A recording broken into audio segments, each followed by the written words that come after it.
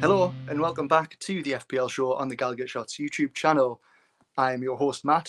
Yep, I'm not camping anymore. I've decided to return after my months away in the wilderness. In the wild, Matt? Yeah, just in the wild. I'm surprised I've not got like a proper like bushy beard like Robin Williams in Jumanji or something. Like, yeah. What year is it? And I'm joined again by Daniel, who's done a fantastic job while I've been away. How are you doing, Dan? Yeah, spot on. I am still reeling from last night. Spoiler, we're recording this on a Thursday night, so I'm still triggered. They are still living rent-free in my head. Seething. I mean, who gets punished for time wasting these days? I know. God, we'll not go into it. But hey ho. So yeah, before we get into our Fantasy Premier League chat, just to remind you that you are welcome to like this video. You're welcome to join the Gallowgateshots YouTube channel. Make sure you subscribe. Even click the bell if you want to be alerted to different content that we post out weekly. We'll have the match previews, which we've just recorded one tonight for Crystal Palace. We've got the Always Smiling Faces podcast and much, much more. So make sure you keep an eye out for more fantastic content from us. And now we'll move swiftly on to our big talking points. Now, the game week has just ended. We try and do that every week. Trying on the ball. We're recording at 10:15 on Thursday night. Quite late. Got massive bags under my eyes. So yeah, just commitment, eh?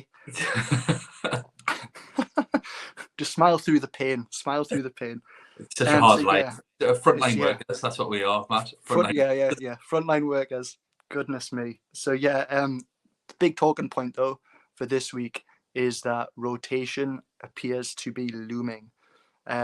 So we are really, really worried as Fantasy Premier League players that the Champions League is back, and we've had midweek games this week. Games are coming thick and fast, and that spells rotation.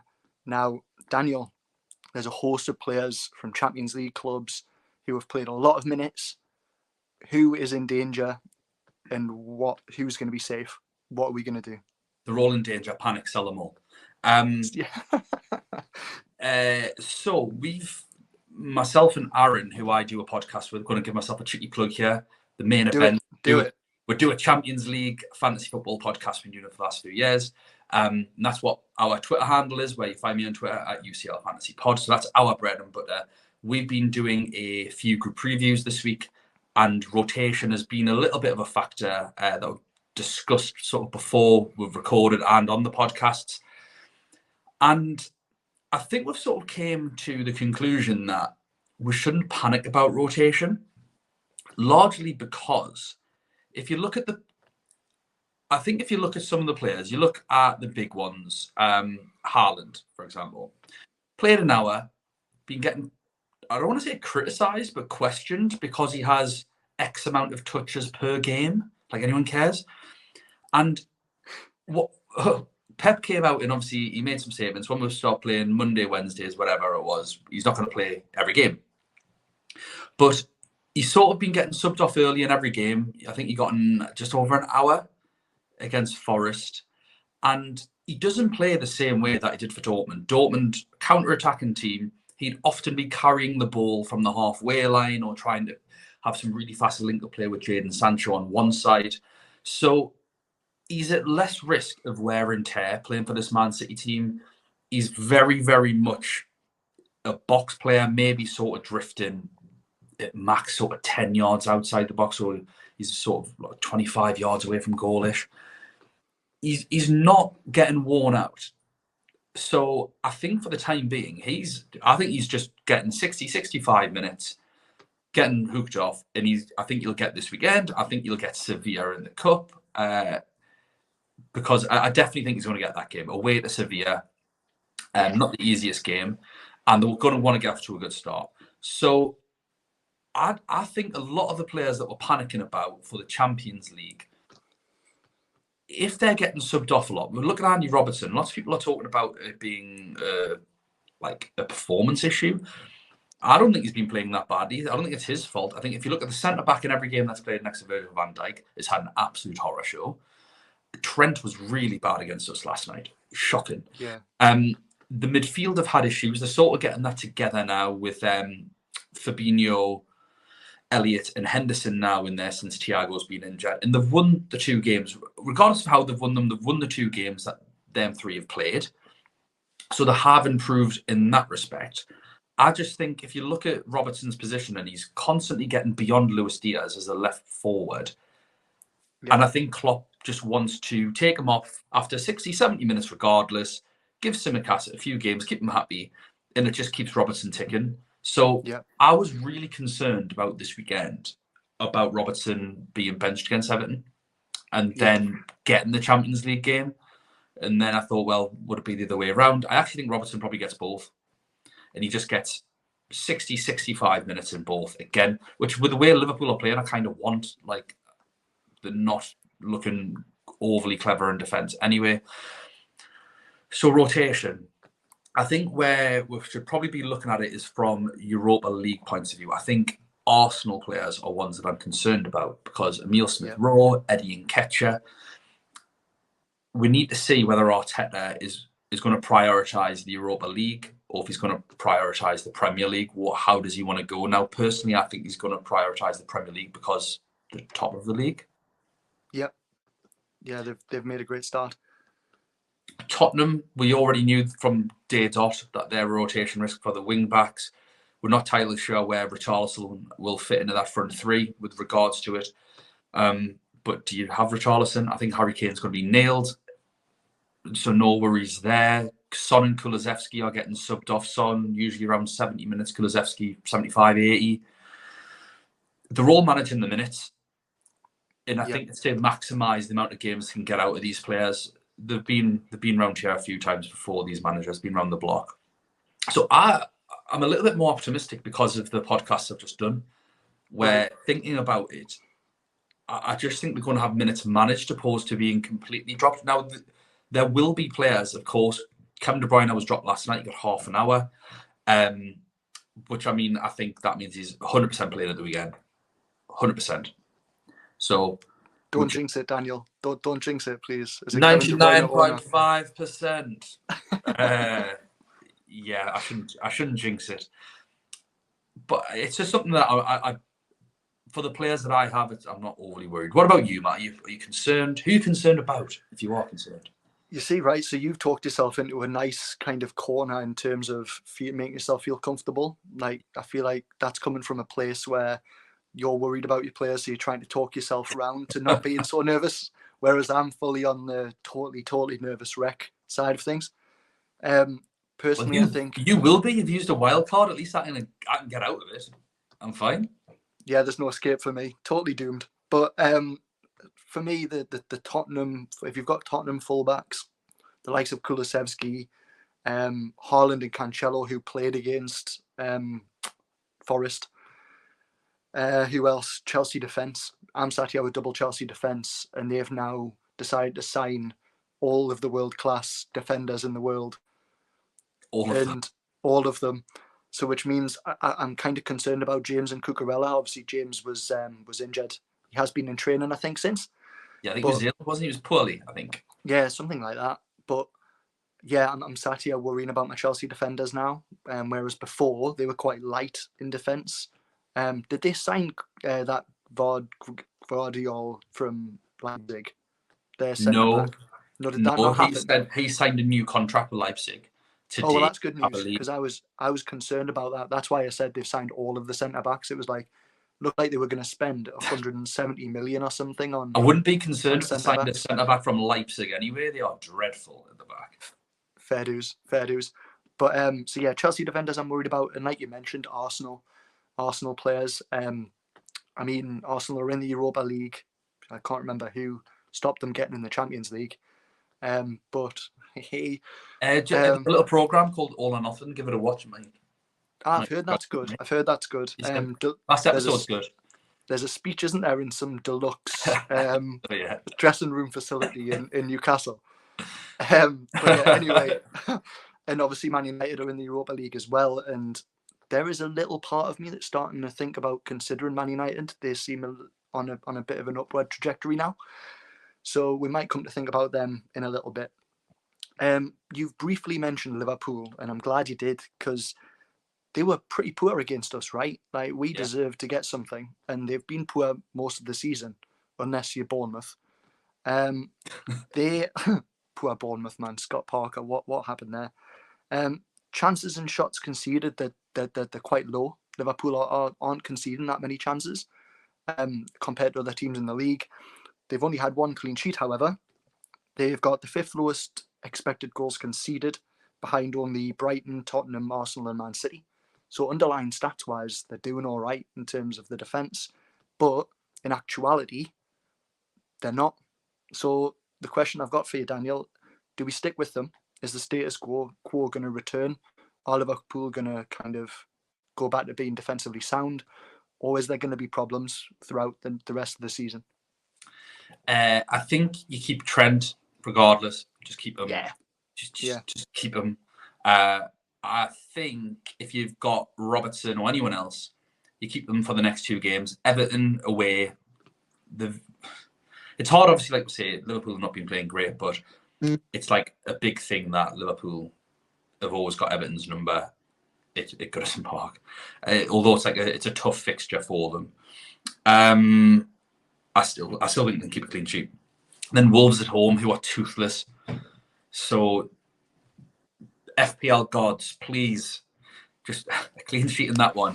And then please let some of our advice actually come off. Yeah. Because ever since we've mentioned Brighton defenders and Brentford defenders, well, no, they've gone to hell as well. No, we mentioned them. It was fine. The issue was I brought them in last week, and that's when it all went to hell.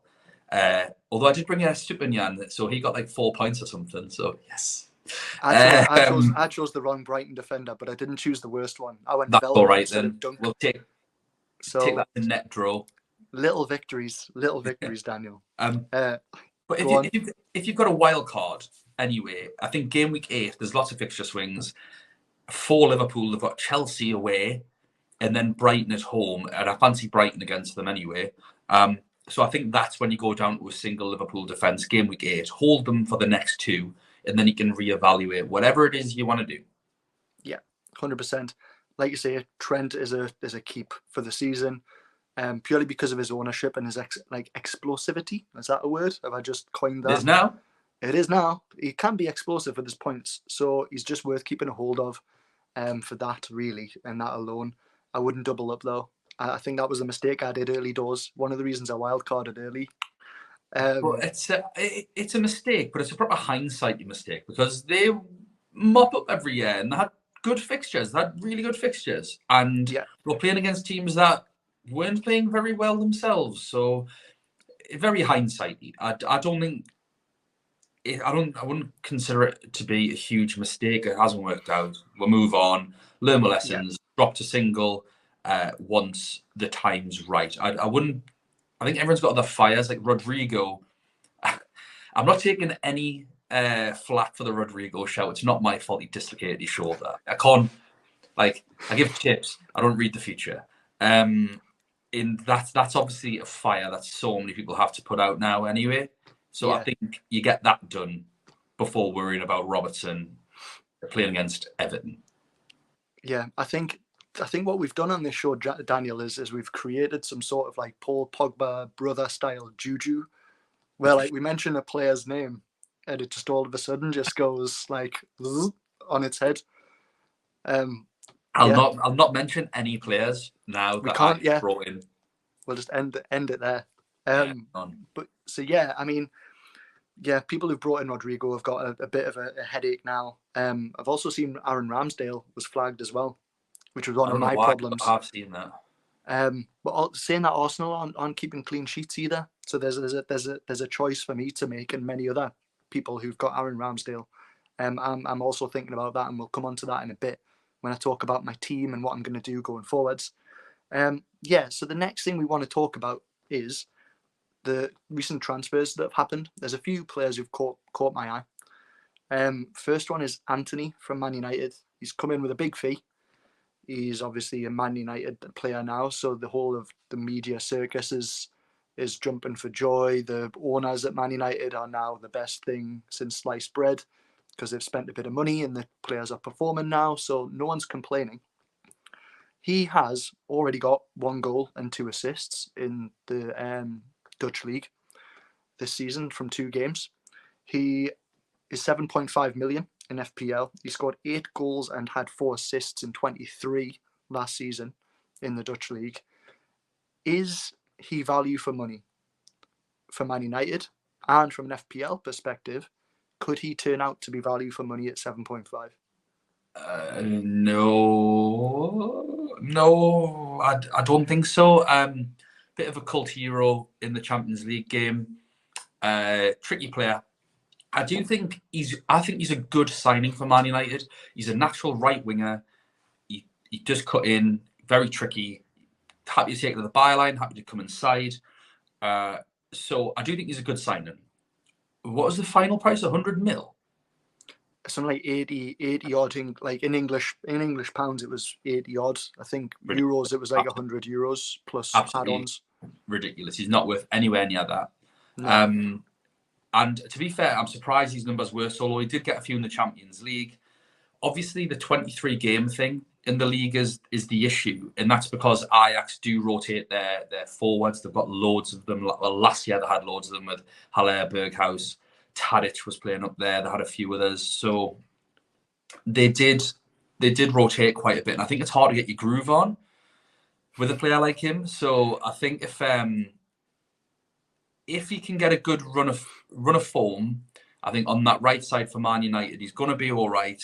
For 7.5 million, I think he's going to frustrate the life out of us because he's streaky. You'll come in and you'll get a couple of goals and a couple of assists, do nought for 6 or 7 games, and then you'll get a couple of goals, couple of assists in the next 4 or 5, nought for 6 or 7 games. He's one of those, but it just depends on how he fits with the Man United team. Ten Hag obviously likes him. Ten Hag was his manager last year. I think if he was 6.5, I'd go for him, but it's 7.5. It's a bit of a no man's land price, isn't it? Because there's no other because you either go for the 8s or there's like the 6.5s, isn't there? That's kind of the price. You go for 8 or 6.5. I don't know many 7.5s. Nah, I think it's like you've got your 8 millions, which is your Mounts and your Sakas. Kulusevski's, and you drop down Diaz. To like your 7s, but I can't actually remember if anybody's a 7.5 or not. Yeah, was Sancho? Sancho was 7.5. Got a goal tonight, didn't he? But yeah, still. He did. I think if you had the choice between whatever Diaz is now, 8.2 or whatever, or Anthony, you'd probably still go Diaz. But then again, Diaz is one of the players that talk about rotation, sort of missed it earlier. With Jota coming back, now there's Nunez and Firmino. He might be one of them that's at risk of rotation. Yeah. So that's probably why. That's probably a player which I should have mentioned. That he's one that I was thinking of getting until I thought of rotation. For actually, of all of the Liverpool players that are playing up front, he's got Nunez, Firmino, him, and Jota. I do think they're all rotation risks. I'll just add him to the list of people who are terrifying me when I look at my FPL team. You have Diaz as well, do you? Yeah, I have. Yeah, I have Luis Diaz as well. So I've got Diaz, Martinelli, Cancelo. I've got Haaland. Cancelo will be fine. You'll be waxed out. Double Chelsea defence. I mean, just you name it, I've got them and I'm worried about them.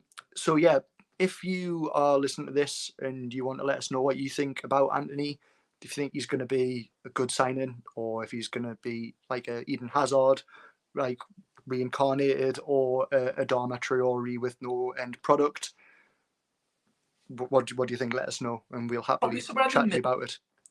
Daniel thinks somewhere in the middle. I think he's going to be a bit more Adama Traore, personally. Better than Adama Traore. Loads of tricks. Like Adama Traore without the steroids, like, to be honest. But we'll see. Time will soon tell. But Sancho seems to be coming into his own now to try and fight him for minutes. Physically, not on the pitch, like physically fight him for his position. I saw him putting some boxing gloves on, though, at the end of the game. There you go, then. I saw, yeah. He stashed them down his shorts. That wasn't a boxing glove, mate. Was it not? Was it not? I must have been watching something totally different, actually, now that I think about it. An insight, Matt. I wasn't watching the football at all. So yeah, I mean, another signing, we'll move swiftly on, was Paqueta, who was never ever linked to Newcastle United. We all just decided to talk about it because he was Bruno's Bezzy Mara. He has quite a good attacking output, 9 goals, 8 assists last year in the French league, in 35 games though, so a little bit more than what Anthony was getting. He is much less money. He's 6 million. Yeah. Now, for me, that presents a lot of value when West Ham's fixtures turn around. What do you reckon?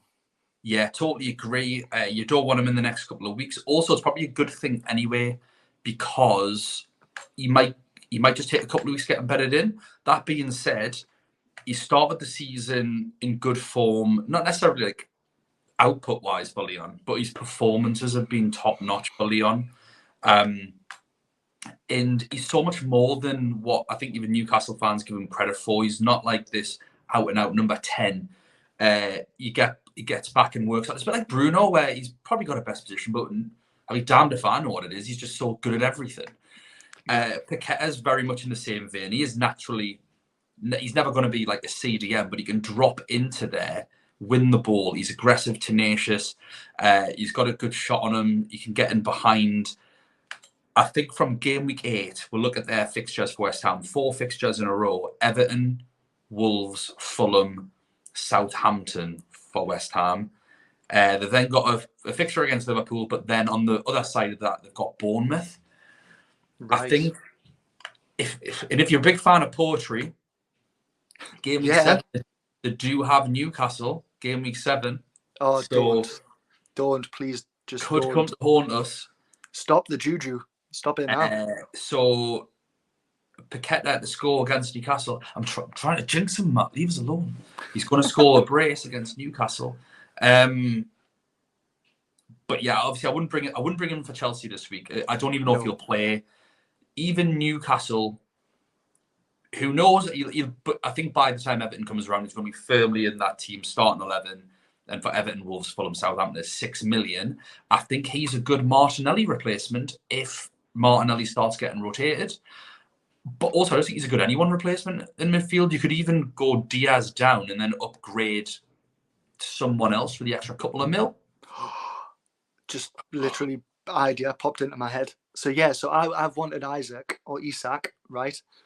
I've really wanted him, and I can't think of how. Like, I've got Archer, who's stinking up my bench, dropping in price. I've just thought there. So if I could downgrade Diaz in a few weeks' time to Paqueta, and then upgrade Archer, hopefully with the money, if I do something. I think you might need a couple more quid, but you've got a few weeks until that happens, so you can just make another change somewhere else, especially if you're going to drop maybe one of your premium defenders, one of your Chelsea boys, whether it be James or Correa. Yeah, I agree with that. There's a lot to think about for my team, to be honest. We'll have to just see how this rotation sets in, and then make my moves from there. I think one of the other reasons I want to bring in Paqueta is because you know for a fact whenever he scores, right, Newcastle United Twitter is going to be just full of, oh, we should have brought him in. Oh, why didn't we buy him? And I just want to be able to enjoy having a goal instead of just having nothing and just having to refresh my Twitter feed full of people complaining that we didn't buy somebody we were never in for. So yeah, that would be something to enjoy a little bit. What was his? Do you know what his price was in the end? Do you know what the end up buying him for? Ooh, good question. Was it not like 20? No, 30. No, it was loads more, man. Was it not like 50? I'm just saying random numbers now. I think it was like upwards of like 50 mil. Yeah, the worst game of Price is Right ever, this man. It's 20, 25, 30, 50. Not how to play the game. I'll say all of the numbers. Say all of the numbers. Can't be wrong. Number 1. Just stop us when I get to it. So yeah, there is a lot to think about now in the game. I like how the rotation and the fact that people are getting injured now is sort of breaking the template and making the game a bit more interesting. I know you talked briefly about breaking the template when you had Sion, FPL Bibs, talking about trying to break the template because it was so rigid, so full of different, well, not different is the point, lot of players who were badly priced, too low pricing, which has meant that everyone's just had the same players. I think if Martinelli and like Trent or Robertson start getting rotated, that could be something that unlocks the game a little bit more. Because at the minute, even if your team does well, because of ownership, I don't think you're going to have that much wiggle room to start making any gains. And that's something that I need to do because of where I'm positioned in my overall rank. I want to try and make some gains. So I've mentioned that. I might as well talk about how my game week went, eh? Would you like to hear about it, Daniel? Honestly, Matt, I'd like nothing more. Well, that's good. I've been away a while, so I'd quite like to talk about my team, if that's okay. Let's do it. So I'm going to start off by saying that I totally screwed myself over and took a needless -4. So you said you played a wild card and then took a hit. No, but there's been 2 game weeks since then, so I didn't do it immediately. Yeah, I've been away a while. Remember, I went away on my pilgrimage. You've learned so much. So I've learned a lot. So you've already mentioned the fact that I like to take a few risks. I like to try and take a few hits if I can. I did it this week. I had a little bit of a gut feeling about Harrison, so I brought him in for De Silva because I had the funds. Okay. Sort of wish I didn't now because I want them funds for Isak, but never mind. I also did Salah to Kevin De Bruyne, which has also bitten me on the backside. So Salah got 10 points. Kevin was rested. And I also did... who did I bring in? I brought in Veltman for somebody who I can't remember now, which must mean that they were useless anyway. So Veltman, when I brought them in, Veltman had an injury concern, which luckily he played because that would have been a nightmare. Veltman got me 2 points, I believe, or 1 point. Can't remember now, but it doesn't really matter because it was useless. It was 1 point. Because Brighton decided to start conceding goals. Then, obviously, Kevin was rested. Because I took the hit to get Harrison and moved out to Silva from my bench, it then meant that I didn't have Reece James playing, right? So that meant that I didn't get Andres Pereira off the bench. So not only did I lose out in my -4 because the players I brought in did worse than the players that did worse than the players that I sold, I also did myself out of 6 points because I brought in too many players and couldn't use my bench. But I'm on here giving advice here, you know. I have done well in the past, just as a caveat. You have done very well in the past in your defence, Matthew. It's not been my season so far. Anyway, got a green arrow, got 73 points, but minus the 4, I got 69. I am up to 2.9 million, so I'm inside the top 3 million. I did drop out of the top 5 million at one point after the wild card, I think. Wow. It's like 5 point something I was after the wild card because that went absolutely pear-shaped. Just quickly, can I ask, do you regret using your wild card? No. Do you not? No. Nah. No, not at all. Purely because of the fact that... You said no a lot there. No. Honestly, though, I don't because I feel like I'm well set. Although I took the -4, it was kind of an instinct one where I felt it didn't need to be done. It wasn't like putting out fires. I feel like I'm in good shape, regardless of rotation. Although I've jokingly said that I've got some fires to put, I've got some concerns over rotation. I think in the long run, up until game week 16, when we get the free wild card, because of the World Cup, I feel like I should be doing all right. I feel like anything that crops up, I've got the transfers to deal with. I've got the best players in the game, really, and I've got Triple City, which I'm happy with. I think Man City are firing on all cylinders. I've got Cancelo, Kevin De Bruyne, and Haaland, who will play most weeks, and I think will get a hell of a lot of points. And I think there's more than one way to play the game. Is that a good enough answer for you? Yes, I was just asking the question. You asked the question, and I feel like that struck a nerve by the fact that I gave such a very, very long and long and aggressive. No, It wasn't past. I'm not worried about it at all. I'm fine. I don't regret I'm it. fine. No regrets. No regrets. So yeah, anyway, up to 2.9 million, flying high. Yeah, Haaland captain as well, which was nice. How did you do, Daniel? Did you do okay? Yeah, how many points did you get? Just 69. 69. Oosh. So yeah, I did. My transfers were bit silly. I admitted on the show last week when I was on my own that the Meslier Sanchez move was stupid. Proved that way because I lost a point from 2 from doing it. Sanchez got 1 point, and I should have waited until this week to do it, and I know I should have. So that's my bad. That's my stupid mistake. I brought in Estepinian as well. He got 4 points, so he's actually my highest scoring defender because Trent and Robbo got 2. Woo woo! Love it. Trippier. Not only did we go from 1-1 draw and me having 2 Trippier points, but he got booked, and then that second goal lost him a point, so he finished on a 0. Yes, it's exactly what 1 trips. Woo! Martinelli and Salah were 10 each. Happy days. Kulusevski were 2. Rodrigo dislocating his shoulder for 1. Jesus for 6, but that was good because he was a spy for me. So that means the more points he got, he would actually have hurt my rank. Stupid. Yeah. And I captained Haaland, of course, I did. So I got 72 points overall, and I have a 50k rank rise to 1,691,000. Yay!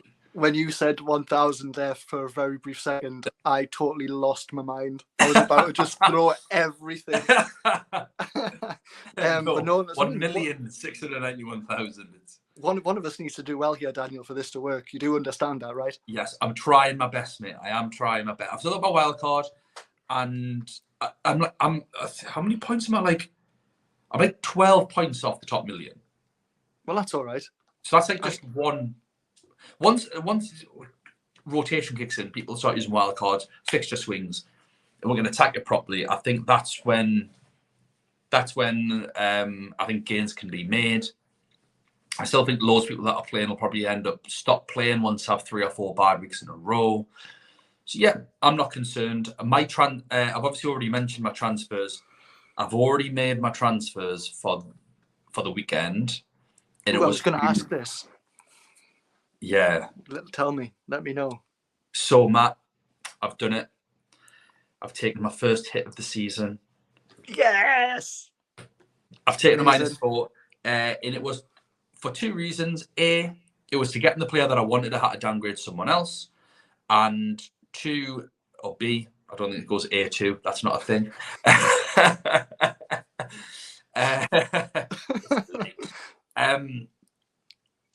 God, I forgot what I was going to say. Oh, price drops. So 2 of my players were going to drop. Shifted both them out. So my first move was to get rid of Rodrigo with his injury, and he was going to drop. So I brought in Andreas Pereira for 4.5 million. He's doing the business for Fulham, and he's 4.5.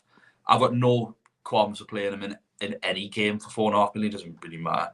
And I've swapped Archer, who's dropped to 4.4 million. Got him out before that. And I brought in. Who have I brought in? Which striker? Isak. Yeah, I like those moves. I really like. So those I brought in Isak and Pereira for injured Rodrigo and Archer. Like, it's like just such an upgrade. He looked absolute mustard last night, didn't he? Amazing, absolutely amazing. Like I said on the match preview that we've just recorded. Like, you look at when you hear you're going to sign somebody, you do a bit of Dennis Wise scouting, and you want to look on YouTube, and normally the highlights you think, oh well, they probably don't do that every game. He literally was like a carbon copy, like drifting past players like they weren't there. Like that second disallowed goal was just different gravy. So good. Different gravy. So, like so good. It was almost like a crime against humanity that it was chalked off. Yeah, disgrace. But no, I love those moves. Absolutely love those moves. I can't see a scenario where you do a Matthew and somehow like lose points from that. Oh, let's not jinx that. I've not done that on purpose. I promise. Thanks, I'm mate. smiling, but I didn't do that on purpose. Thanks, mate. One of us needs to do well. Damn it, man. Right. So anyway, I'll tell What are you your what. moves? Yeah, my moves. My moves are. I've done my move. My move was. I was worried about until you do your next move before the deadline. I'm not taking another hit in the row. No way. That went badly for me, so I'm not doing it for a while now. I was worried about Ramsdale. I was worried about Arsenal's clean sheet potential. They're not keeping clean sheets. So I've dropped down to another amazing 5 million goalkeeper who is Burger King's favourite goalkeeper, which is Sir Nicholas Pope of Popeland.